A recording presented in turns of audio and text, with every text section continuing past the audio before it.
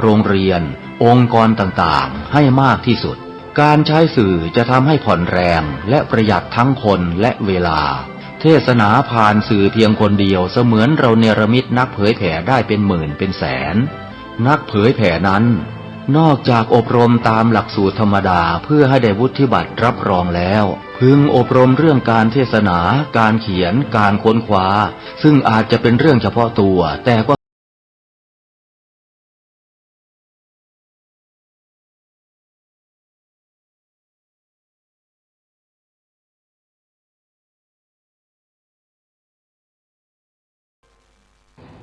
ขอยกมือ10 นิ้วไหว้สา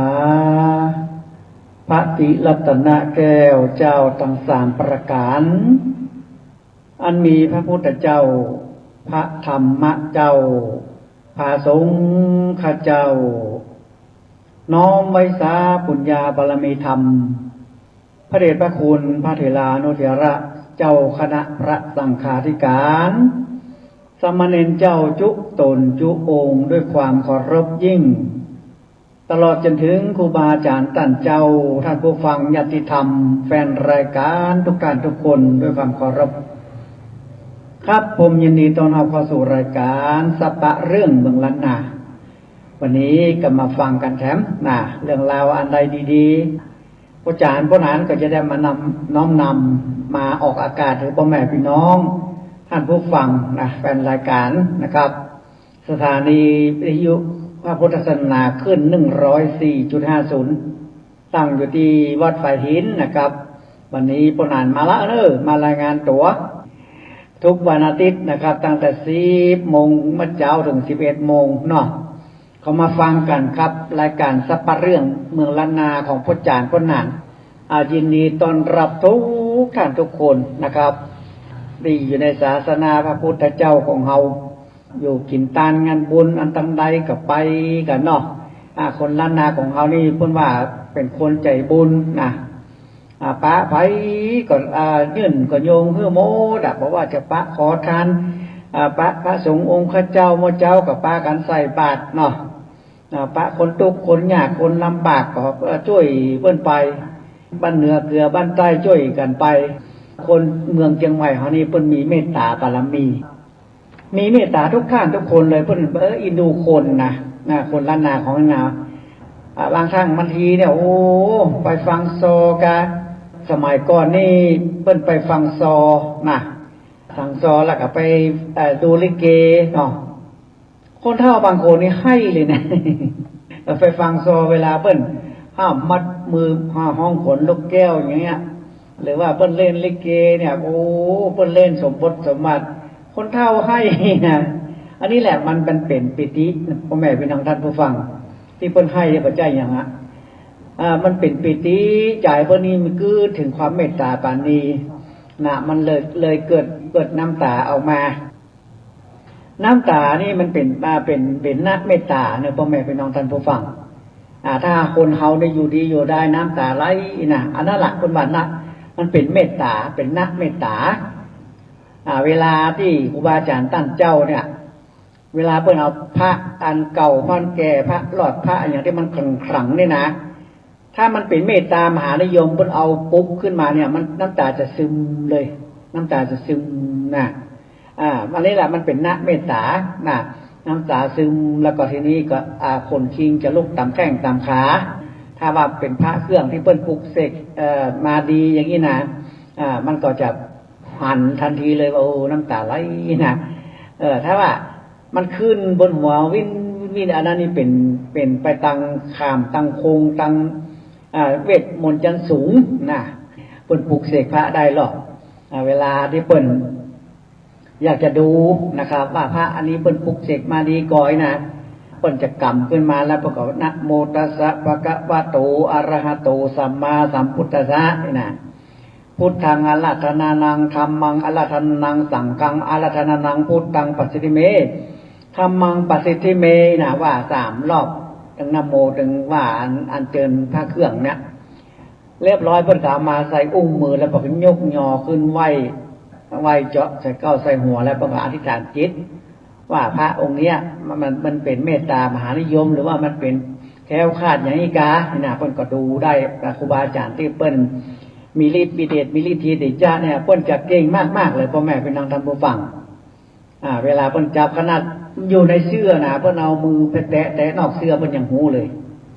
มันเกิดเมตตามหานิยมเกิดความขลังความอะไรอย่างทั้งหลายนะพระที่เปิ้นได้ทำดีๆได้ปลุกเสกเหล็กเงินอย่างขึ้นมาเปิ้นทำตามที่พื้นบ้านล้านนาเปิ้นได้เนี้ยได้ทำเนี่ยครูบาเจ้าทั้งหลายเปิ้นมาปลุกเสกมาอย่างทั้งหลายเนี่ยเปิ้นมาเสกซ่อมย้ำยกอย่างทั้งหลายนี่มันเกิดความขลังขึ้นมานะพ่อแม่พี่น้องท่านผู้ฟัง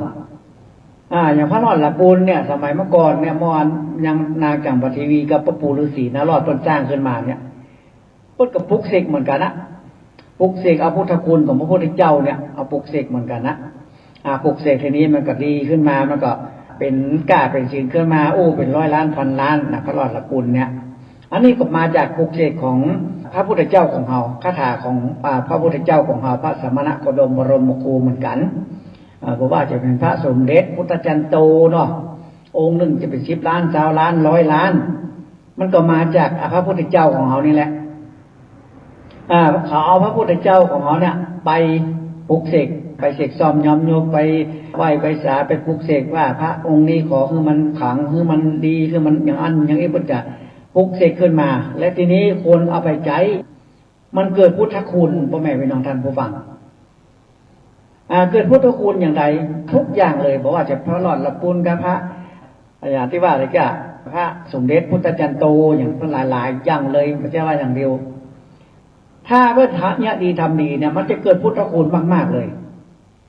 เกิดพุทธคุณบางท่านบางคนนี่อย่างพ่อหนานทำคราวที่แล้วเนาะขุดแผ่นนางล้อมมาขุดแผ่นอย่างนั่งหัวกะโหลกอย่างนั้นนะพุทธอย่างก็มันเป็นนางกวกแล้วก็อันอย่างแถมสมเด็จแถมนะ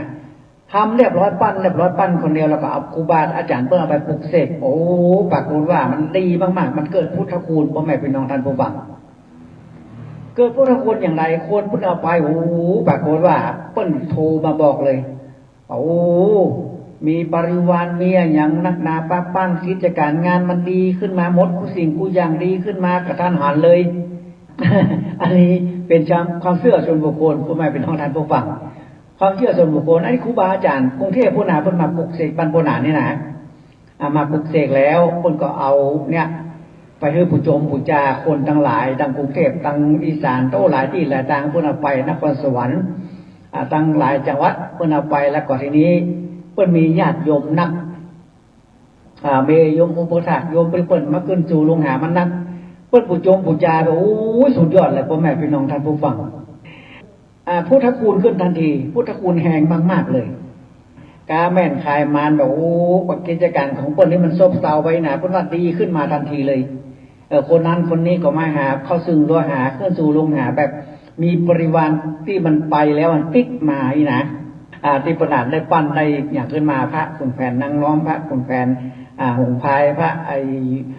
นางกวกหรือว่าพระ12หรือว่าพระสมเด็จเนี่ยพระนางทำขึ้นมาปั้นขึ้นมาแล้วเอาเผาเรียบร้อยเอาไปส่งให้พระครูบาเพิ่นปลุกเสกโอ้มันเกิดพุทธคุณแท้ๆเลยพ่อแม่พี่น้องท่านผู้ฟังทั้งหลายเกิดพุทธคุณขึ้นมาเพิ่นเอาไปใช้แล้วมันเกิดว่าสิ่งดีๆขึ้นมาทันทีเลยพระนางก็เลยว่าโอ้ก็ดีเนาะเขาได้เฮ็ดได้ทำแล้วเขาเกิดมาในโลกนี้จัดนี้ชีวิตนี้เขาได้สร้างขึ้นมาไว้เนี่ยอย่างพระเครื่องทั้งหลายเนี่ยพระนางปั้นนักแต่เลยเป็นร้อยพันหมื่นองค์นะแต่เพื่อนก็เอาไปทางกรุงเทพกรุงทางไปทางอีสานไปทางนครสวรรค์หลายที่หลายทางเพื่อนเอาไปปลุกเสกแล้วเพื่อนก็เอาไปคือญาติคือโยมแต่บ้านพระนางนี่ยังเหลืออยู่นะใครมาหาพระนางหนึ่งญาติธรรมทั้งหลายคนทั้งหลายเพื่อนมาขึ้นสู่ลงหาพระนางนี่พระนางเลยมันต้องซื้อพระที่ดีๆนะที่ปลุกเสกอย่างสุดยอดนะโอ้มีหลายร้อยองค์อยู่ที่พระนางเก็บไว้นะแต่พระนางก็อยากจะเก็บอภัยมาที่ถูกใจเดี๋ยวเพิ่นหม่อนกินหวานเปิ้นมาหม่อนมาอันยังเปิ้นมาขึ้นสู่ลงหาเฮาก็ยื่นกับป่านเปิ้นพ่อแม่พี่น้องท่านผู้ฟังนะครับดีๆของดีๆทั้งหลายนะบอกว่าจะเป็นน้ำมันเครือขอลงกะสีพึ่งพญาคูดกะนะหรือว่าจะเป็นสีพึ่งน้ำเครือขอลงน้ำมันเครือขอลงกะโอ้มีนักมีหลายพ่อแม่พี่น้องท่านผู้ฟัง แจกอย่างเดียว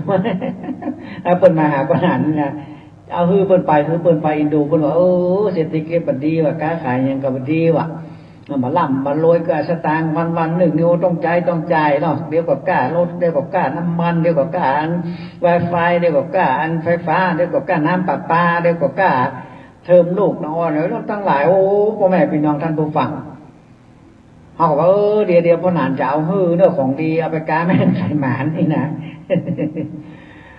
ฮือพวกนี้มันมีความสุขพ่อแม่พี่น้องท่านผู้ฟังเพราะพ่อหนานที่เปิ้นปกเสกไว้นี่เปิ้นเอาไว้ที่พ่อหนานนี่หลายร้อยองค์อยู่หลายร้อยชุดไม่ใช่หลายร้อยองค์หลายร้อยชุด1ชุดนึงมันจะมี3องค์2องค์อย่างนี้เป็นชุดนึงเพิ่นจะแพ็คไว้นะถ้าไผมาญาติธรรมหรือว่าคนขึ้นสู่ลงหาพ่อหนานนี่พ่อหนานฮือเลยฮือเลยถ้าว่าถ้าอันที่ตามใจใส่ขันคู่เพราะว่าของเป็นครูเนาะใส่ไปเถอะเอาจะไปอ้างว่าถ้าอันที่ก็บ่ดีพ่อแม่พี่น้องท่านผู้ฟังมันเป็นการกาไปเสียพุทธาครูถ้าอันที่เนี่ยก็ฮือไปละองค์ได้ก็ได้อีนะอันนี้แหละของมีครูเขาก็ได้ยื่นนิยมเอาไปฮือเปิ้นถึงว่าเปิ้นจะเอาไปกาไปขายเนาะเขาก็ปุกสิกอธิษฐานจิตเปิ้นแล้วก็เปิ้นก็เอาไปไปไว้กับตนกับตัวไปกาแม่นขายมันอย่างของเปิ้นนั่นแหละค่ะอันนี้แหละครับสิ่งดีๆพ่อแม่พี่น้องท่านผู้ฟังทั้งหลายที่พ่อหนานได้ยิบยื่นอยู่กับคนทั้งหลายเป็นบรรณนาของเขาเนี่ยเพิ่นมากันนักกันหลายเขาก็ยินดีนะครับที่เพิ่นมาบางท่านบางคนไปดู YouTube คนดังหลับคุณดังมันที่เนี่ยเพิ่นดูใน YouTube ว่าไปหานักใครมาหรอพอดีพ่อหนานทิ้งเบอร์โทรไว้ตลอดถ้าพ่อหนานจัดลง YouTube กับในอินเทอร์เน็ต Facebook นี่นะท้ายรายการพ่อหนานแล้วพ่อหนานจะบอกเบอร์โทรไว้เขาก็โทรมาทันทีพ่อแม่พี่น้องท่านผู้ฟังเพียงขอนแก่นเพียงชัยภูมิที่ไหนบ่แต่กรุงเทพกรุงทางเขาไปดูใน YouTube โทรถามมาเบอร์โทรโดยตรงเนาะพ่อหนานก็ฮับเพิ่นโดนด้านมานะบางท่านบางคนโดนด้านมาบอกมาถามอย่างละถ้ามันใกล้ผมก็ถามว่าอยู่ตรงไหนเนาะตอนนี้แหละดีพ่อแม่พี่น้องท่านผู้ฟังทั้งหลายสิ่งดีๆมันก็คือดีนะเขาได้ทำอย่างไว้ในศาสนาพระพุทธเจ้าอย่างเขาปั้นพระเครื่องพระอย่างเนี้ยปั้นปีก็มันยังอยู่นะเขาตายเกิดไป10 เตือนมันก็ยังอยู่พระเครื่องที่เขาปั้นเนี่ยปั้นแล้วคือครูบาอาจารย์ท่านเจ้าเปิ้นเอาปลุกเสกแล้วเปิ้นก็เอาไปแจกคือกับญาติธรรมคนทั้งหลายที่เปิ้นขึ้นสู่ลงหาเปิ้นมีศรัทธาความเชื่อว่าสิ่งนี้ดีนะครูบาเปิ้นก็แจกไปนะครูบาที่กรุงเทพแจกไปเปิ้นฮือไปเขาก็เหมือนกันครับฮือเหมือนกันนะไม่อยากจะขายเพราะแม่เป็นนันทุกฝังไผมาที่ตกลงได้ยากนี่นะเฮาฮือนี่ม่อนใจลูกม่อนใจนะหาได้ฮืออย่างเปิ้นก็เปิ้นขึ้นสู่ลงหาเฮาเปิ้นมาบอกมากล่าวว่าปุณานประบายแล้วเนเสียงอันเงินเสียงทองคิดบัดได้หาบัดได้ลูกหลานก็นักหนาป้าป้านนี่ก็นักแต่นักว่าบางท่านบางคนไปกู้เงิน100 ก็มีมาบ่นมาอย่างคือปุณานฟังเนาะอันนี้แหละครับพ่อแม่พี่น้องท่านผู้ฟังเฮากับพลิกร้ายให้ไก่ดีเบิ่งกันเอาพุทธคุณของพระพุทธเจ้าเนี่ยเอาเสกเอาเป่าของเพิ่นโดยมากนี่เพิ่นจะเอาเมตตาเนอะเมตตามหานิยมเมตตามหานิยมนี่อย่างกาแม่นขายหมานน่ะทำนู่นทำนี่มันดีขึ้นนะถ้าคนว่าวันนี้อยากอธิบายให้ฟังเด้อถ้าคนมาเรื่องความทุกข์ความยากความกาแม่นขายประมาณนี้เมตตามหานิยมอย่างเดียวอย่างเดียวเมตตาอย่างเดียวคือเปิ้นนะเมตตาอย่างเดียวคือเปิ้นถ้าว่าเขาเอาไปมั่วนี่บ่ได้เด้อเปิ้นกาแบ่งขายมานเปิ้นว่าเพราะนั้นมันขายของบ่ได้อันนี้เขาจะไปเอาบทที่มันเป็นแคล้วคลาดไปใส่ให้เปิ้นโดยบ่ได้เพราะอย่างไรบ่ได้บทแคล้วคลาดเนี่ยมันแคล้วคลาดไปเนี่ยจะได้ขายได้บ่ได้ขายสักกรรมเนี่ยถ้าเป็นเมตตามหานิยมกับเมตตามหานิยมไปเลยแคล้วคลาดจะปามาปนกันเอามาเสกมาเป่าให้เปิ้นนี่บ่ได้ยังเกิดตรงกันข้ามเกิดว่าพ่อหนานเงินคำกับแก้วเพลิดนะถึงวันนี้อยู่บ่สบายนะเราไม่ต้องเอาเมตตามหานิยมละเอาเป็นแคล้วคลาดเนี่ยเอาพุทธคุณของพระพุทธเจ้าเนี่ยอิติปิโสสวากขาโตสุปฏิปันโนหรือว่าอิติปิโสถอยหลังลงปิ้นอย่างทั้งหลายนี่พุทธคุณลงปิ้นสังฆคุณลงปิ้นมหาสังเกตหลวงธรณีสารเอกอย่างมนต์ทรงปล่อยแก้เนี่ยอย่างเนี้ยปารมี9 ชั้นครูบาเจ้าศรีวิจัยกาเนี่ย อันนี้มันเป็นแคล้วคลาดว่าไงเป็นน้องท่านฟังแคล้วคลาดนี่บ่ฮือที่เจ็บได้ไม่ได้ใครได้หนาไปหันไปนี่บ่ฮือมันเป็นผู้ประเทศอย่างตั้งรถตั้งลังอย่างลูกหลานต่างเต้าไปต่างประเทศการไปขึ้นเครื่องบินกันอย่าเอาแคล้วคลาดเธอเปิดไปเปิดมาเรื่องปนกันนะแคล้วคลาดเขาไปตามอารยมนะเอาปนกันมาได้เรื่องใดเรื่องนั้นนี่หูฟังเด้อถ้าบัดสบายเนี่ยอย่าเอาแคล้วคลาดผีสางบาลังลงผีใส่ก้นใจลมพัดลมเพตู้ร่องของไร่อย่างต่างๆนี่เปิ้นเอาแคล้วคลาดเขาใส่ในตัวเฮาเป่าน้ำขมิ้นซุปปล่อยกาอย่างนะมันตรงกันข้ามเลยถ้าว่าเมตตามหานิยมห้ามเอามาแคล้วคลาดมาปนกัน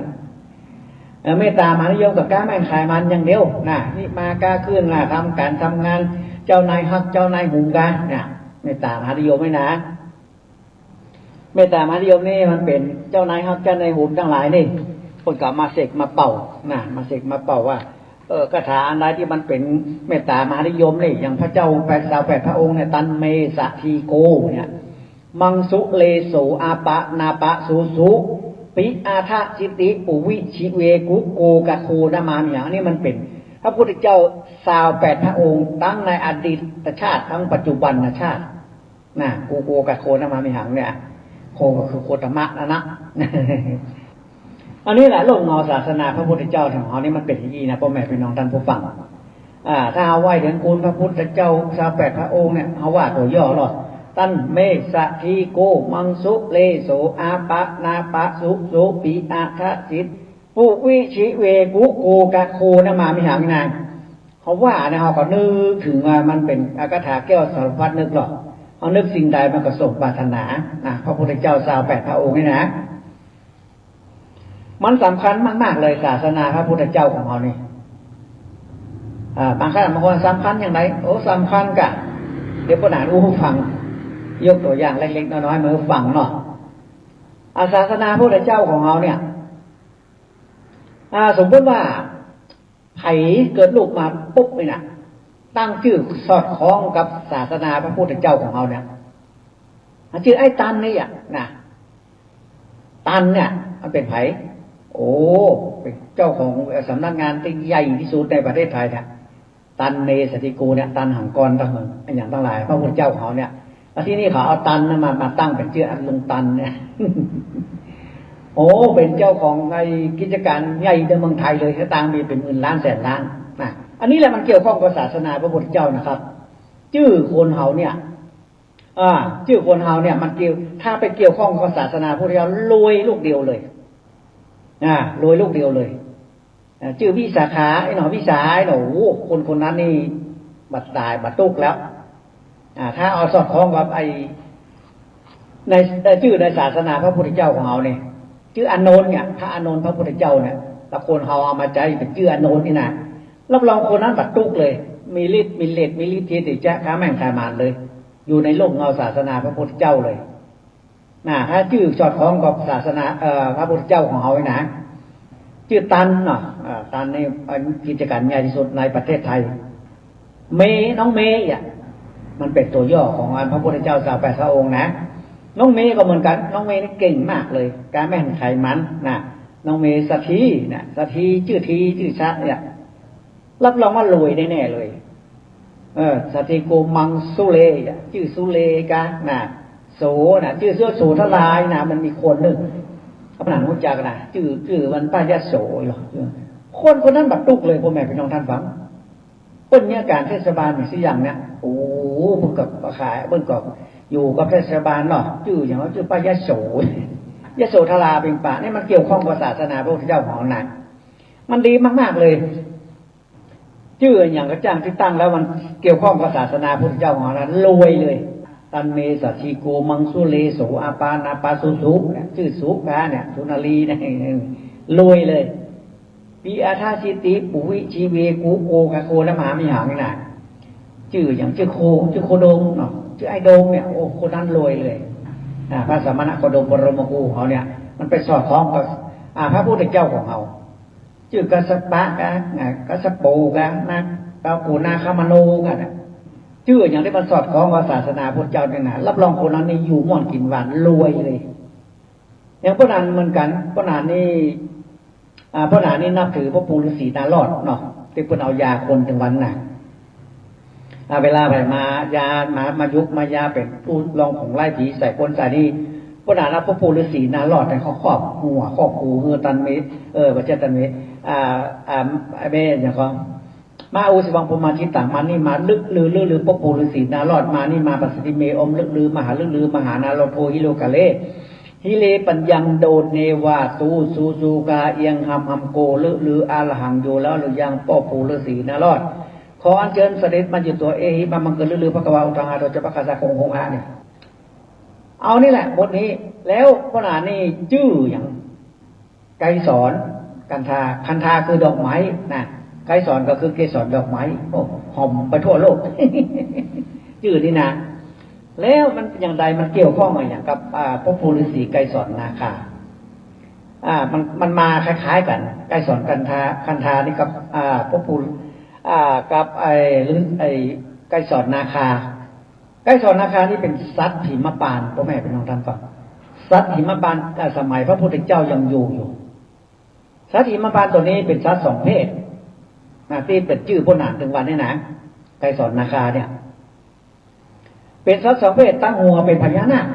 กึ่งตั้งหลังตั้งตัวตั้งหลังนี่เป็นในสิงโตสิงโตพญานาคอยู่ในตัวเดียวกันนับเป็นของไกรสอนนาคาไกรสอนก็คือถ้าเป็นทางพุทธเจ้านั้นกรมบอกว่าสิงโตเนาะสิงโตคือเจ้าป่าก็คือหัวหน้าป่าอย่างพวกนั้นเนี่ยชื่อไกรสอนเนี่ยมันเป็นสิงโตมันนำผู้คนทั้งหลายเป็นมคธายกดึงนำจิตน้ำตาลเนี่ยเป็นหัวหน้านำเปิ่นน่ะมายุกมายาโคนได้ยะนาคาก็คือพญานาคไกรสอนนาคาเนี่ยถ้าค่ายหมูน่ะเสิร์ชไปที่อินเทอร์เน็ตเฟซบุ๊กเสิร์ชเข้าไปที่ Google นะเขียนว่าพิมพ์ว่าไกรสอนนาคาท่านจะหาสัตว์สองเพศสมัยหิมพานต์สมัยโบราณคนจะออกมาว่าโอ้งามพ่อแม่พี่น้องท่านฟังตั้งหัวเป็นพญานาคน้ำเขียวน่ะตั้งหลังเป็นกึ่งตั้งหลังนี่เป็นพญาสิงโตน่ะไกรสอนนาคาเนี่ยนะเข้าไปทู่เป็นสัตว์หิมพานต์พวกนั้นแล้วเอาเลยมาเป็นชื่อพวกนั้นไกรสอนนาคาในชื่อในเฟซบุ๊กเนาะมันมาที่ไปที่มาเป็นอย่างนี้นะแล้วเขาก็ทำเนี่ยไปทำไปนะมันก็ดีพ่อแม่พี่น้องท่านฟังเพราะว่าชื่อเขานี่มันเป็นชื่อไกรสอนนี่นะมันเป็นพระปู่ฤาษี108เนอะพระปู่ฤาษี108องค์นะฤาษีนาหลอดฤาษีนาลายฤาษีตาหมดฤาษีตาไฟฤาษีตาลายโกดฤาษีตามทางกัดกิละฤาษีกุตะตามทางแห่งเขาสมครอำเภอทับบุ้งอยู่บนลูกดีเนี่ยนะฤาษีนรคะชะพุทธิฤาษีวาสุเดช108องค์เนี่ยมันจะมีหันตนหนึ่งที่ว่าไกรสอนนาคาพระปู่ฤาษีไกรสอนน่ะเหมือนก็ชื่อเหมือนพระนานเลย นี่แหละมันสอดคล้องกับพ่อแม่พี่น้องท่านผู้ฟังชื่อถึงวันนี่นะเข้าไปในบัตรประชาชนพวกนั้นนี่นะไกรสอนนาคานะครับอันนี้แหละครับเฮายุคเฮายาคนทั้งหลายเนี่ยมันถ้าเอาชื่อเอามีอยู่ในประวัติศาสนาพระพุทธเจ้าเนี่ยโอ้ดีแต่แท้เลยบางท่านบางคนลูกเกิดมาชื่อกันหาจารีโอ้สุดยอดเลย ชื่อกันหาจารีเป็นลูกหลานลูกพระเวสสันดร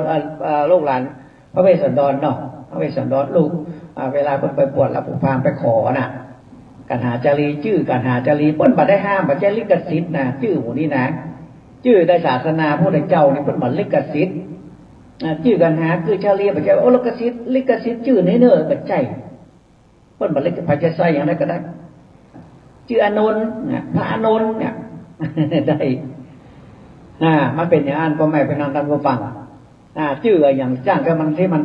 สอดคล้องกับศาสนาพระพุทธเจ้าเนี่ยมันเฮงๆรวยๆเลยนะอยู่ม่อนกินหวานอยู่ดีมีสุขอยู่ร่ำอยู่รวยอยู่สุขสบายบ่ได้เจ็บได้ไหม้ได้ไข้ได้หนาวอันนี้ชื่อล้ำสำคัญสมัยบางท่านบางคนเลยไปเปลี่ยนชื่อหรอกชื่อมันบ่าสอดคล้องมันฮีบมาก้ามาขึ้นหนังสือไปพอหนังสือพวกมาจานละโอ้ชื่ออันนี้ชื่ออย่างอี้เพิ่นบ่ฮื้อมีตัวนั้นมีบ่ฮื้อมีมหาอากาศนี่บ่ฮื้อมีตัวทอตัวฮออย่างนั้นเพิ่นบอกหรอกถ้าคนตั้งชื่อไปเลยเนี่ยบ่ได้ดูในพรหมจารย์นะตัวไหนเป็นกาลกินีกำเฮาเนี่ย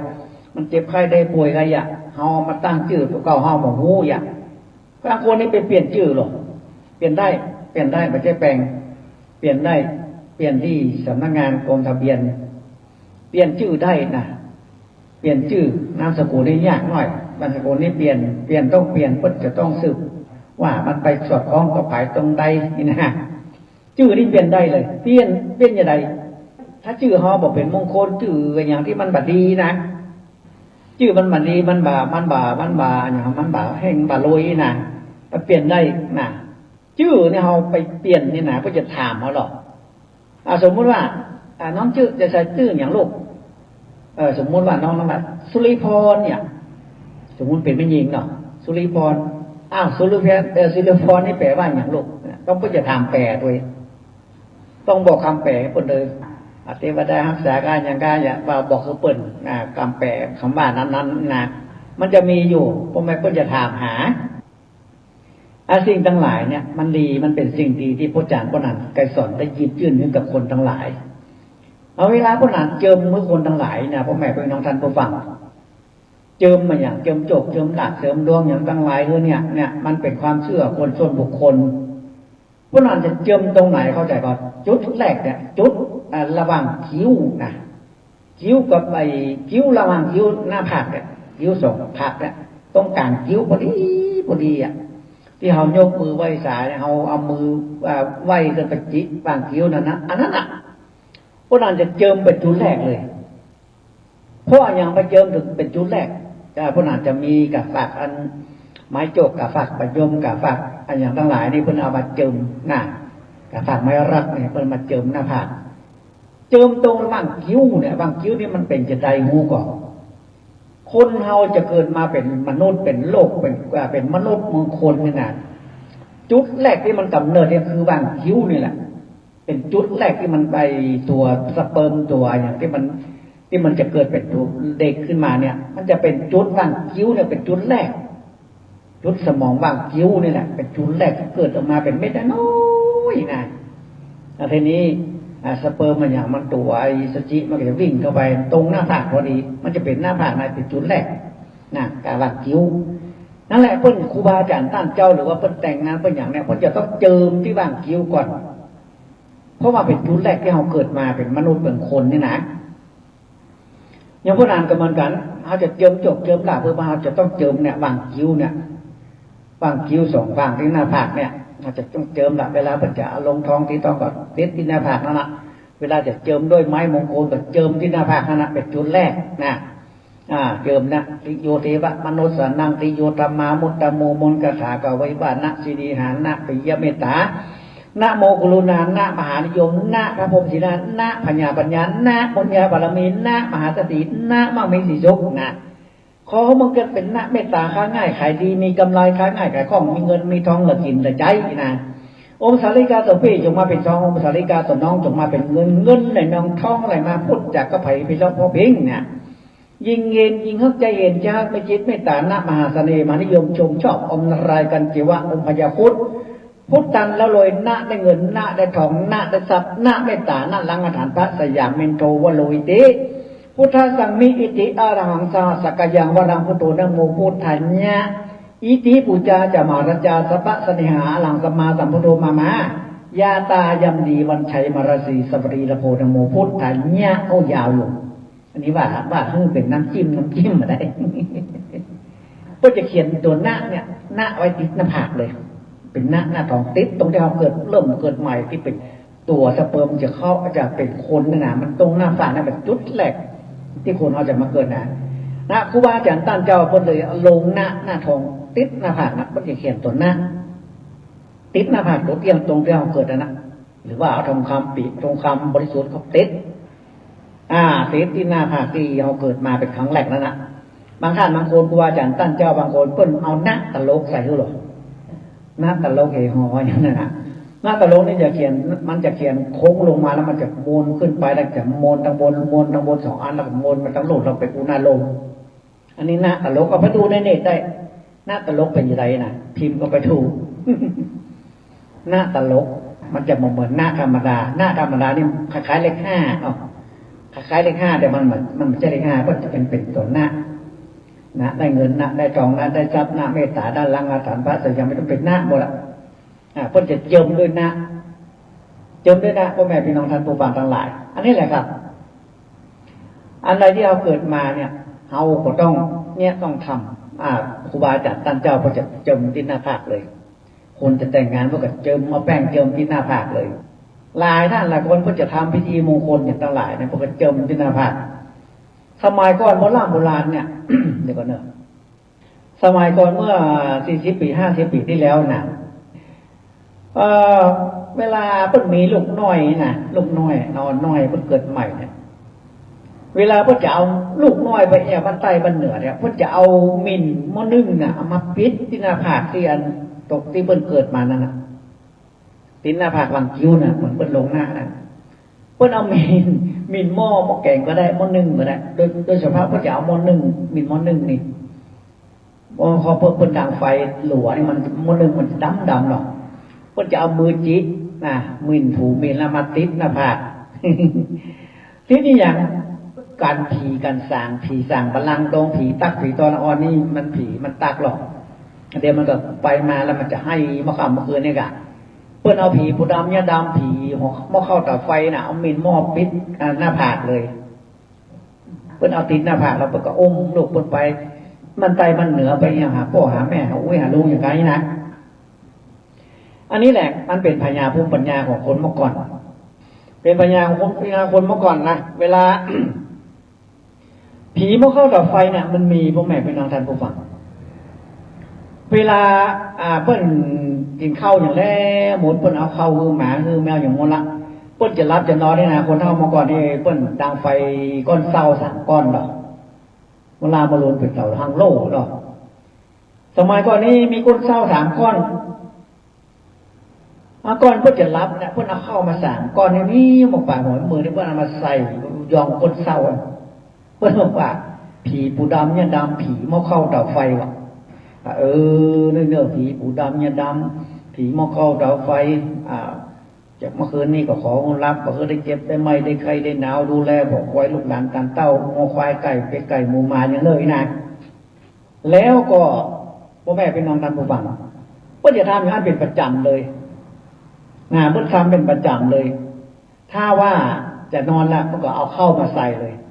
เอาเข้ามาใส่ก้นเศร้าหม้อลามรูนี่เพิ่นจะเอาใส่ก้นเศร้า3 อันเอาใส่ที่ ปากหม้อนึ่งอันหนึ่งหม้อแกงอันหนึ่งเอาเข้าเป็นกำน้อยๆนะแล้วเพิ่นก็ห้ามไปว่าขอดูแลบอกไว้เน้อเพิ่นมีงัวมีควายก็บอกว่างัวควายทั้งหลายก็คือพอเน้อเป็ดไก่หมูหมานักปลาไก่ในเล้าจะไปเห็นมาใกล้อย่างนั้นเพิ่นก็อธิษฐานจิตทุกวันเลยอันนี้นะครับเป็นพญาภูมิปัญญาคนเมื่อก่อนสมัยโบราณนี่เพิ่นทำกันเข้าผู้ดำเนี่ยดำนี่เข้าผีหม้อข้าวต่อไฟนี่เพิ่นทำกันอันนี้แหละเป็นสิ่งดีพ่อแม่พี่น้องท่านผู้ฟังทั้งหลายคนสมัยก่อนนี่เพิ่นทำกันแต่นะมาเจ็บไข้ได้ป่วยแถมเพิ่นยังไงผีหม้อข้าวต่อไฟผีผู้ดำเนี่ยดำนี่ คนสมัยเมื่อก่อนประเดี๋ยวหมูจับเนาะเวลาเพิ่นเจ็บไข้ได้ป่วยเนี่ยเพิ่นเอาเข้าเหมือนกันเข้านึ่งนี่เพิ่นเอามาแกว่งเข้าเอาแกว่งเข้าว่าสมมติว่าเพิ่นเป็นบาสบายเนาะมีคนนอนบาสบายป่วยหลายเป็นเดือนเลยนะเป็นเดือนแล้วบ่หายอย่างไรก็มาหายอย่างไรก็มาหายสมัยก่อนนี่ยุคยานี่มันแบบเปิ้นบ่ค่อยไปกันเนาะมันอยู่ธุระกันดารเพิ่นก็มีพ่อหมอบ้านพ่อหมอพื้นเมืองนี่นะเพิ่นมาแกว่งเข้าพ่อแม่พี่น้องท่านฟังเพิ่นเอาเข้านึ่งนี่เอาฝ้ายมาสักประมาณสักศอกปลายเอาข้าวนึ่งสักกำหนึ่งน้อยๆนะหมกแก่นมะนาวเนี่ยเพิ่นเอามาปั่นกับปลายฝ้ายแล้วก็กำห้อยต้นร่อนนะแล้วทีนี้เพิ่นจะเอาอย่างวะข้าวตอกดอกไม้ใส่ถ้วยผัดแลใส่ถ้วยจานนะผัดแล้วให้รู้จักถ้วยผัดแลบ้างถ้วยผัดแลคนเมื่อก่อนเพิ่นว่ามันเป็นถ้วยจานนะจานข้าวจานโคตรข้าวเนี่ยถ้วยผัดแลจานคนเขาเนี่ยก็จะเอาจานเนี่ยก็จะเอาใส่ข้าวตอกดอกไม้มาข้าวตอกดอกไม้เอาดอกเขาใส่เอาทูบเทียนเขาใส่แล้วก็จะเอาเข้าเนี่ยมันยื่นมันเอาเข้าที่เพิ่นเอาปันภาคใต้นี่นะก็จะเอามันโยงก่อน โยมสาธุคุณครูบาอาจารย์ตั้งเจ้าคุณผีป่าผีดอยผีบ้านผีเงินวันนี้พ่ออาจารย์จะขอแกว่งเข้าไอ้ตัวเนี้ยมันเมื่อยมันมายังไปไข้โบหายนอนเนี่ยจะขอถามเข้าเป็นเจ้านี่เน้อนะทีนี้เพิ่นยังไงเพิ่นก็เอายงแล้วเพิ่นก็เอาอธิษฐานเอาวางเอาถ้วยวางลงแล้วเพิ่นก็เข้านั้นมาเอามาห้อยไว้ที่ใกล้ๆปากถ้วยนั่นข้าวที่เอามัดเอาไฟหนาห้อยต้นๆนั่นนะแต่นิ่งๆนะนิ่งๆนะแล้วแต่ทีนี้พ่อหมอว่าอย่าถามละประเดี๋ยวนี้ไอ้เนี่ยไอ้คำเนี่ยที่มันเมื่อยเนี่ยมันเป็นอะไรยังมันถูกผีถูกสางแม่นก็ถ้าว่ามันแม่นขอมันแกว่งเข้าในแกว่งกับเนื้อเข้าเป็นเจ้าอีนั่นเข้าแกว่งเสียแกว่งวนเพิ่งกับแกว่งเข้าวนถามหรอเข้าเป็นเจ้ามันแกว่งเลยแม่นมันถูกผีนะนี่ว่าอย่าถามมันเป็นตั้งไหนตั้งใดตั้งทิศใดนะมันก็จะแกว่งไปทางทิศใต้กับทิศเหนือกับที่ไอ้ตัวนั้นมันไปผีตักผีตอผีอย่างมันเนี่ยค่ะผีแย่เขาเนาะมันแกว่งไปทางใต้เนาะวนไปแกว่งมาแกว่งไปทางใต้แล้วก็เพิ่นก็ถามต่อแถมเพิ่นจะโยงเข้าแล้วเพิ่นจะถามต่อจะกินอะไรยังกินจิลาบแกงอ้อมกายมันนิ่มพิ้งมันแบบเข้านั่นแบบพัดเลยจะกินยิ่งใกล้ครับปดโทษพัดวนอันนี้มีเตะๆนะพ่อแม่เป็นเท่านั้นผู้ฟังแกงเข้านี่นะถ้าจะกินจิ้นไก่ยำหน่อยนะจะกินจิ้นไก่ยำกับเหล้าหน่อยนะบนเนาะเข้าผัดวนมันจะกินจิ้นไก่ยำกับเหล้าผีตาย5แต่โหงตั้งตีเข้าแกงไปตั้งใต้คนไหนจะกินจิ้นไก่ยำกับเหล้าทีนี้คนเฒ่าคนแก่คนนั้นก็เอาอันหยาด้นไฟสุดสมัยก่อนเพิ่นดังหลัวดังไฟเนาะโดนไฟที่มันไหม้มาสุดนะเหลือสักคืบไอ้น่ะเพิ่นเอามามัดติดดอกแล้วเพิ่นก็จะเอาไปยื่นที่คนป่วยคนไข้นั่นน่ะยื่นว่าเด้อไอ้คำมันถูกผีตักผีตอตั้งใจนี่มันจะกินงานจิ้มไก่ยามกับเหล้า3 วัน3 วันขอมันหายเนอะ3 วัน7 วันนึงมันหายบัดนี้ประเดี๋ยวนี้ผีก็มีสัจจะคนก็มีสัจจะนะแล้วก็คนป่วยคนนั้นทบน้ำลายใส่ที่รุ่นไฟสุดแล้วก็เอาเป็นเน็ตไว้ข้างหัวอันนี้เป็นบนมาละมันผู้หายแฉบบอกเป็นละลุกขึ้นเตียวกินข้าวดับอันนี้แหละพ่อแม่พี่น้องมันไม่แต่น่ะเปิ้นแกว่งเข้านี่เปิ้นแกว่งเข้าทีนี้เปิ้นแกว่งเรียบร้อยแล้วนะแกว่งเปิ้นบนอย่างเรียบร้อยละว่ามันจะมีผีตายโหงอยู่ตั้งใต้มันจะกินไก่กับเหล้าไอ้นะทีนี้เปิ้นจะโยงกรรมนึงสุดท้ายละเปิ้นจะโยงขึ้นมาว่าคนไข้มันนอนนั่นหรอขำมันนอนป่วยแล้วเปิ้นก็ถามเข้าที่แกว่งนั่นน่ะก็ถามว่าคนไข้อยู่ตรงไหนจี้ก็ไม่มันแกว่งไปที่ไอ้คำนะแกว่งไปหาคำวนตรงนั้นอันนี้มีแต่ว่าไงพี่น้องท่านผู้ฟังแกว่งเข้าเป็นเจ้านี่นะเพื่อนของแกว่งเข้าเนาะอันนี้แหละเป็นปัญญาผู้ปัญญาของคนเมื่อก่อนนะที่เพิ่นทำกันโบราณนี้ได้สัมผัสมาหมดแล้วนะแกว่งเข้านะมันเป็นพวกหมอพื้นบ้านอย่างเราหรือว่าคนเฒ่าคนแก่ผู้อาวุโสอย่างคนเนี้ยได้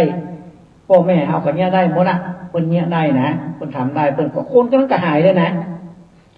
คนที่เป็นนั่นน่ะนอนแทบได้เป็นเดือนนั่นน่ะลุกขึ้นมากินข้าวเตี๋ยวอย่างดับเลยบ่เชื่อบ่ได้ลบหลู่พ่อแม่พี่น้องท่านผู้ฟังไอ้สมัยก่อนนี้เป็นอันแต่น่ะมายุคนี้สมัยนี้พ่อแม่พี่น้องท่านฟังเนี่ยเขาเป็นตู้รองของไม้ดีใส่คนใส่ลมพัดลมเพอย่างทั้งหลายนะคนมันอิจฉาริษยากันเนี่ยพอผัวไปมีเมียน้อยเมียหลวงก็ได้ทำคือเมียน้อยก็ละทำคือเมียหลวงได้เจ็บได้เป็นเนี่ยเขาจะคล้องเอาคนเดียว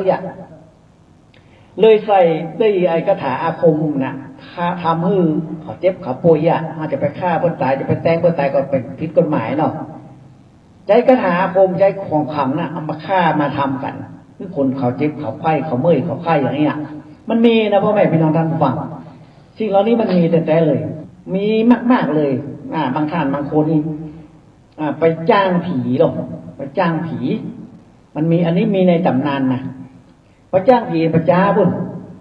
เขาจะเอาจิ้นดิบปลาดิบเอาเลือดแดงๆเนี่ยไปจ้างผีประจาว่าเนื้อสูงคนเนี้ยอีตัวนี้เด้อ มันบัดเนี่ยไอ้ตัวนี้เนอะมันบัดดีมันไปเล่นลูกเล่นเมียเปิ้นนี่นะชื่อนี้เนอะอย่างนามสกุลนี้เนอะอย่างเป็นปะจ้างผีปะจ้าบ่หรอเป็นยามันกะมันไปคือมันหลาบกระหม่อมมันเนี่ยคือลูกคือเมียเปิ้นเล่นจู้สู่เมียเปิ้นนี่นะ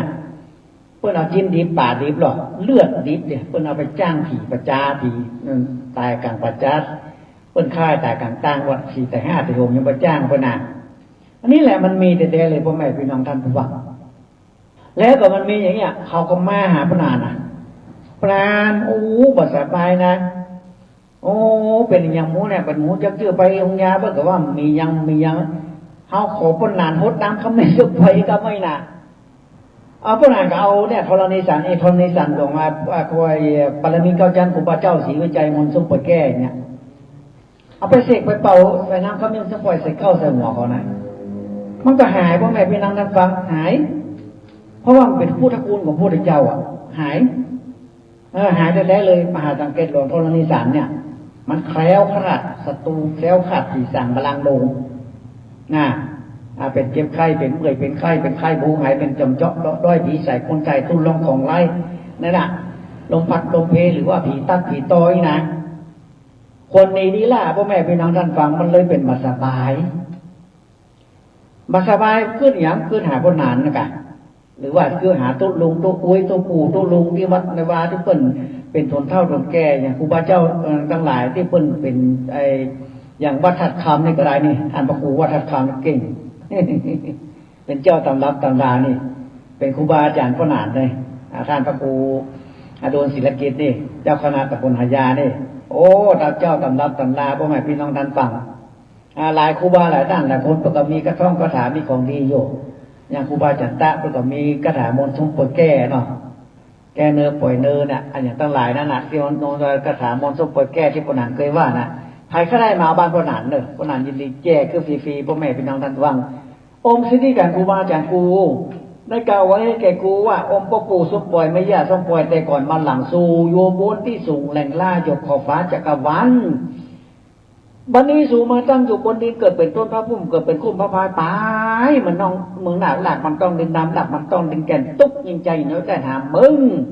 เอามาซะเก้าดำหัวเด็ดด่างดาวแล่นเก่าแก้ต้านแก้เนื้อไปเนื้อได้ถูกดินดำเก็บกล้องตองตีหมังน้ำแก้เนื้อไปเนื้อได้ถูกนกจับงานแก้เนื้อไปเนื้อได้ถูกงานผีโป่งแก้เนื้อไปเนื้อได้ถูกปีกางต้งลมนาแก้เนื้อไปเนื้อได้ถูกกังกามัดเจ็บแก้เนื้อไปเนื้อได้ถูกเงือกน้ำยังวางแก้เนื้อไปเนื้อตั้งจังแปลงฝังใส่หุ่นแก้เนื้อไปเนื้อได้ทุ่งจังไรก็เนื้อไปเนื้อได้ถูกไปจังใหญ่แก้เนื้อไปเนื้อได้กินข้าวหายหัวแก้เนื้อไปเนื้อเนี่ยได้ถูกต้องได้ถูกโทษเจ้าพญาคนแก้เนื้อไปเนื้อได้ถูกยังกายเปิ้นมาแปดแก้เนื้อไปเนื้อได้ถูกยาแฝดเปิ้นมาตาแก้เนื้อไปเนื้อได้ถูกว้อนกันหน้ายากันกายแก้เนื้อไปเนื้อได้ถูกผีตาห้อยตาเหลืองแก้เนื้อไปเนื้อได้ถูกผีเตี้ยวเมืองตายต้านฆ่าแก้เนื้อไปเนื้อได้ถูกผีบาดยาต้านฆ่าตายกลางตังแก้เนื้อป่วยเนื้อได้เล่นข้ามเจือกผอลอยงูสวัสดแก้เนื้อไปเนื้อได้ถูกข้อ13ความ25แก้เนื้อไปเนื้อของอันร้ายทั้งแปดนี่ไก่แก้เนื้อไปเนื้อได้ถูกต้องไอ้ฝังละหุนอยู่สละแก้เนื้อไปเนื้อได้ถูกต้องคำเหลืองแก้เนื้อไปเนื้ออมนามะพุทธะอมนามะธรรมะอมนามสังฆะสยามจังรู้สองหายเปี้ยนเนี่ยนี่คือกระถางมนต์สมปวยแก้ผมไม่เป็นนักตาฟังครูบาอาจารย์ตาเนี่ยเก่งเนื้อวัดกุเต้าไว้นะพระนานไปอ่านประวัติของคนใจบนที่เหมือนกันนะมนต์สมปวยแก้เนี่ยเป้าไปเช็คคือเขาดีแท้ๆเลยดีมากๆเลยผมไม่เป็นนักท่านฟังพระนานบาร์ขางเนี่ยภายข้าได้สืบประสานอย่างก็มาเอาหลายท่านหลายคนมาสืบมาสานนะถ้าคนสนใจที่พระนานฮือเลยครูบาอาจารย์โดยพระพัฒน์เน้นหลายที่หลายตังนะผู้หลวงกำนันตังตุ่งหัวจ้างก็มากันนะเพิ่นดูใน YouTube เพิ่นดูเนี่ยเพิ่นหันแล้วเพิ่นก็สนใจเพิ่นก็มาครูบาอาจารย์ท่านเจ้าเพิ่นหูแล้วเพิ่นอยากหูแถมพี่หูสองน้องหูหนึ่งผมไม่เป็นน้องท่านฟังเพิ่นหูแล้วหูจักหนักในตัวเพิ่นอยากหูแถมละของเฮานี่มีบทอย่างพ้องนี่นะยันเตียนมีอย่างพ้องเนี่ยอย่างเตียนยันเตียนหัวกุดเนี่ยยันหัวกุดนี่นะอันนี้เห็นเป็นอู้คำเสนอยันหัวกุดผมไม่เป็นน้องท่านฟังถ้าเอาไปเงี้ยไฟนะมันมาดีนะไปเงี้ยเปิ้นนะคนนั้นนี่จะเป็นเมื่อยเป็นไข้จะเป็นในถ้วยเป็นความทันทีเนอะเปิ้นห้องเตียนหัวกุดเวลาเอาไปตามมาจื้อขอใส่นะโอ้เขาจะเมื่อยจะไข้เป็นบาสบายเนอะเปิ้นบ่ได้เงี้ยที่ทำแต่มันมีนะเปิ้นบ่คือเงี้ยคือทำคือเมตตามหานิยมอย่างเดียว เรื่องอย่างอันเรื่องค่าเรื่องแกงเรื่องประทำคนนี้คนนั้นเป็นนั่นเป็นนี่มาดีเปิ้นมาเนี่ยประทำครูบาอาจารย์ตั้นเจ้านี่ขณะพวกนานนี่เขามาขอพระอาจารย์ในพวกนานอย่างมันเนี่ยมันเป็นมากเป็นกรรมพ่อแม่พี่น้องท่านผู้ฟังว่าลูกเคยคนนั้นมันดีนะลูกอย่าไปคนนี้มันดีขอให้มันไปก็มั้งเปิ้นเหมือนเนี่ยทำแต่มันมีวิธีแยบยลกว่านั้นเยอะไม่ใช่ว่าจะเอาไปผ่าต้านไปกับต่ำตัดเวนเปิ้นไปขาจ้างที่เขาละเขาทิ้งกับเปิ้นเหมือนเนี่ยเนอบอกก่อนเปิ้นเหมือนเนี่ยมาทำแต่มันมีวิธีที่แยบยลกว่านั้นบอกกว่านี้บอกใครรู้เรื่องราวว่าอย่างใดขอดีเขาไปมันป้นกรรมป้นเวรได้น่ะมันมีวิธีอยู่แต่พระนามบอกต้องมาโทรมาเลยที่082นะครับไม่ได้บอกว่าโทรเดี๋ยวเปิ้นด่าผมมั้ง082นะครับ88856เดี๋ยวถ้าใกล้จบรายการจะบอกเรื่องคำหนึ่งอันนี้เบอร์พระอาจารย์พระนามไปสอนหลายท่านหลายคนไม่อุ้ยไม่ป้าคนบอกว่าโอ้พระนามว่าเว้ยต้องไปไอ้แม่โจทย์ปัตตานี่นะบัดเดียวมันง่ายพ่อแม่พี่น้องท่านฟังมันง่ายอยู่ไรง่ายเพราะว่าข้าอาจารย์ที่สถานีวิทยุนิเปิ้ลออกทาง YouTube นะมาดูใน YouTube เลยเอาไปดูเบอร์ฟังเบอร์โทรปนานปนไหวได้นะดูเป็น100 รอบก็ยังได้เลยไปดูใน YouTube เลยไปจดเบอร์ที่ใน YouTube เลยปนานบอกใน YouTube เลยนะเพราะว่าอาจารย์เวลาออกอากาศวันอาทิตย์เนี่ย10 โมงถึง11 โมง11 โมงปุ๊บเข้าไปดู YouTube เลยเข้าไปดู YouTube แล้วว่าปนานบอกเบอร์โทรอย่างนี้นะจะได้ฟังง่ายๆฟังเรื่องราวของปนานนี่ฟังทาง YouTube ได้นะเวลาออกอากาศแล้วประมาณ10 นาทีนี่ก็ไปดูได้ละนะครับเดี๋ยวได้ใช้รายการจะบอกหันรอบเนอพระโอ้ยแม่ป้าทั้งหลายก็ขอบคุณยินดีพ่อแม่พี่น้องนะครับทางบันทิละปูนเนาะเปิดกับปลากันมาเป็นลำดดเนาะหลายที่หลายต่างคนแม่คนโปรดทั้งหลายหลายที่หลายต่างก็มากันนัดกันหลายก็ขอบคุณยินดีเนอที่ว่าพ่อแม่พี่น้องยังให้ความเชื่อในสิ่งเหล่านี้นะในศาสนาพระพุทธเจ้าของเรานี่เปิดก่อนเนี้ยครูบาอาจารย์ท่านเจ้าพวกเนี้ยก็ทำไปเนาะคนน้ำก็เม่งชมปล่อยกันปล่อยเคาะปล่อยน้ำจนหน้าจนหลังกันอย่างทั้งหลายนี่พวกนี้เป็นทำกันอยู่นะครับอันนี้เป็นสิ่งดีในล้านนาของที่ว่าเขาค่อยมีไผ่ทำนี่พวกน้อยพวกนานมามีบักค่อยมีตั้งใดแต่พวกอาจารย์พวกนานกระสอนนี่เปิดเป็นทางการพวกแม่พี่น้องท่านฟังอยู่ที่การเกษตรเทศบาลนะครับข้างปัจจาหายาหน้ามูลนิธิอปพรหน้าบ้านพวกนานนี่โต๊ดว่าติดธงชาติอู้ผีดำมะอู้ผีดำมะคนเท่ามันอู้ชอบอู้ผิดนะสุมาโดยติดธงชาติทำไมเป็นทางการฟังธงชาติอยู่หน้าบ้านติดธงชาติไทยอยู่หน้าบ้านเพิ่นง่ายเลยหน้ามูลนิธิอปพรข้างปัจจาหายาหน้าการเกษตรเทศบาลนะครับที่บนขายต้นดอกต้นไม้ขายดอกม้าลกแมวนี่มาบ้านปนานี่บ้านล็อกที่15เนอะเลขที่15พอเด้อหลังได้เลขที่15นั่นบ้านปนานติดแอร์อย่างดีเลยต้อนรับทุกท่านทุกคนที่มาหาปนานเนาะมาจัดมาแหวงมาอู้มาจากกันนะติดแอร์เย็นเจี๊ยบเลยมีน้ำร้อนน้ำเย็นกาแฟอย่างนี้หมดมานั่งอู้กันเมินๆก็ได้สาหาเลือกันเรื่องราวต่างๆเนาะไปตุกบทพระคืนบันใหม่จะกินแขกแต่งงานจะหามือจันบันดีมาถามปนานได้หรือว่าจะซื้อรถซื้อลาจะซื้อบ้านกันจะซื้ออย่างการนั้นวันใดจะซื้อจะแป่งหอย่อเงินจะตั้งพระภูมิจะตั้งขานแป่งหอย่อเงินได้หมดพ่อแม่พี่น้องท่านฟังพวกนั้นยินดีอย่างยิ่งที่จะช่วยเหลือคนทั้งหลายแต่พวกถ้าไก่พวกนั้นเมาเนอะพวกนั้นจอมตองกันพวกนั้นตั้งหอดตรงหัวน่ะไปแต่ต่ำใกล้ๆแบบเกิน30 โลกดเกิน20 โลได้พวกนั้นก็ไปอยู่ต่ำรอบเบียงวันนี้ก็ไปแม่แสงมาเลี้ยงสั่งแป้งนี่ก็ไปอยู่แต่ไก่พวกนั้นเมาเนอะนะครับขี้ขานไปขี้ขานเตรียมกอบเตรียมกลัวขี้ขานเอารถยนต์ไปเนี่ยต้องมันยากเนาะถ้าไปมอเตอร์ไซค์ต่างใกล้ๆนี่ก็ไปอยู่ง่ายๆดีโบแป๊บก็ดีก็แผวอันนี้แหละครับพ่อแม่พี่น้องท่านผู้ฟังทั้งหลายก็มาฟังกันเนอะวันอาทิตย์นะครับทุกวันอาทิตย์เลยเวลา10 โมงถึง11พระอาจารย์นะครับเปิ้นได้คือเวลากับพ่อหนาน10 โมงถึง11 โมงทุกวันอาทิตย์เลยมาฟังกันนอกจากว่าเปิ้นจะมีการถ่ายทอดการเข้าพรรษาการอย่างการนี้ถ้ามันตรงกับวันอาทิตย์ก็บ่มีในการพ่อหนานบ่มีถ้าเปิ้นมาติดถ่ายทอดอย่างเปิ้นมาเข้าพรรษาบางอย่างเปิ้นบ่ได้ทำโน่นทำนี่เปิ้นก็ออกคือตลอดเลยเนอะรายการของผู้อาจารย์พ่อหนานก็สอนเนอะน้อมเจิญกันเนอะมาฟังกันบางท่านบางคนว่าโอ้พ่อหนานหายไปไหนพ่อหนานไม่ได้หายไปไหนออกวันอาทิตย์วันเดียวพ่อแม่พี่น้องท่านฟัง ออกวันอาทิตย์วันเดียว10 โมงถึง11 โมงเนอะที่คืน104.50ที่วัดสายหินนะครับอาจารย์พระครูสมุวิสุวัฒน์วรกิจโจนะครับเพิ่นได้ดูแลเครื่องเทคนิคในสถานีนะครับคืออาจารย์ปนางก็สอน1 ชั่วโมงทุกวันอาทิตย์โอ้ดีแต่เป็นบุญเป็นกุศลที่ปนางได้ไปถึงพ่อแม่พี่น้องทั่วพื้นบ้านล้านนาโด่งดังไปทั่วโลกเลยเพราะว่ามันใน YouTube เนาะคนต่างประเทศเขายังดูกันเลยคนที่เขาไปค้าแรงงานอยู่ต่างประเทศอย่างเกาหลีอย่างเนี่ยเป็นชีวิตของพวกนั้นนี่มีเยอะเหมือนกันนะตั้งเกาหลีตั้งอเมริกาตั้งหลายที่หลายทางที่เขาเข้าดูในอินเทอร์เน็ต Facebook เขาดูแล้วว่าพวกนั้นทำพิธีอย่างป้องเนี่ยอย่างใดป้องนี่นะมีลูกศิษย์ลูกหาหน้าพ่อแม่พี่น้องท่านฟังก็ขอบคุณยินดีทุกท่านทุกคนพอจะมาประโจทย์ปู่จาเตียนกันจะมารดน้ำขมิ้นชมป่วยกันจะมาพลิกไล่ให้กายดีดวงบอกให้ดีกายนะบางท่านบางคนมาถามพวกนั้นดูดวงแล้วก็บัดต้องดูดวงนั้นบัดต้องดูมันจะดีบัดดีมันจะปีโชคเป็นอย่างบัดต้องสนใจมาพลิกร้ายให้กายดีเลยเอาไปดูหมอเนี่ยเอาไปดู10 คนบอกว่า10 อย่างนะ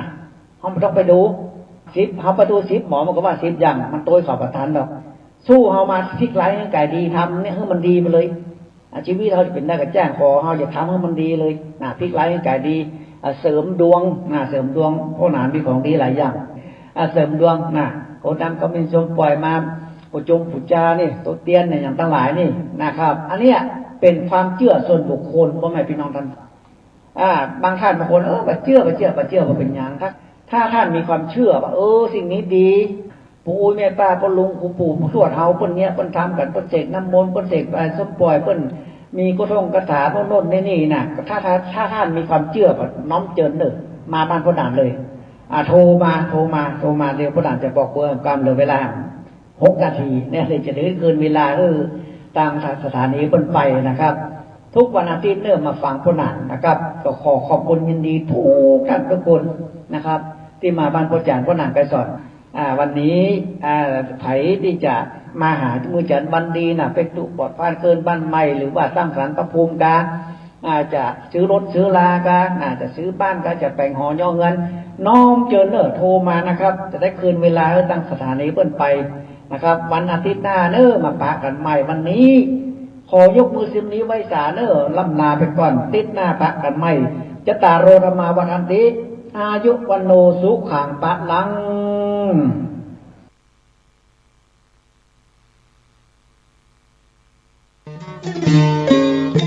ข่าวสารเพื่อการประชาสัมพันธ์ขอเชิญชวนผู้ใจบุญใจกุศลร่วมทำบุญทอดผ้าป่าสามัคคีประจำปีพุทธศักราช 2568 เพื่อบูรณะวิหารปูพื้นกระเบื้องไวนิลตารางเมตรละ699 บาทจำนวน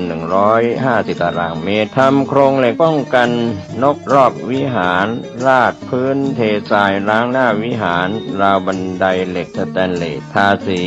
รอบวิหารเปลี่ยนระบบไฟฟ้าปรับปรุงทัศนียภาพวิหารบูรณะปฏิสังขรณ์ถาวรวัตถุภายในวัดทอดถวายณวัดดอนตันตำบลเหมืองแก้วอำเภอแม่ริมจังหวัดเชียงใหม่ตรงกับวันเสาร์ที่1พฤศจิกายนพุทธศักราช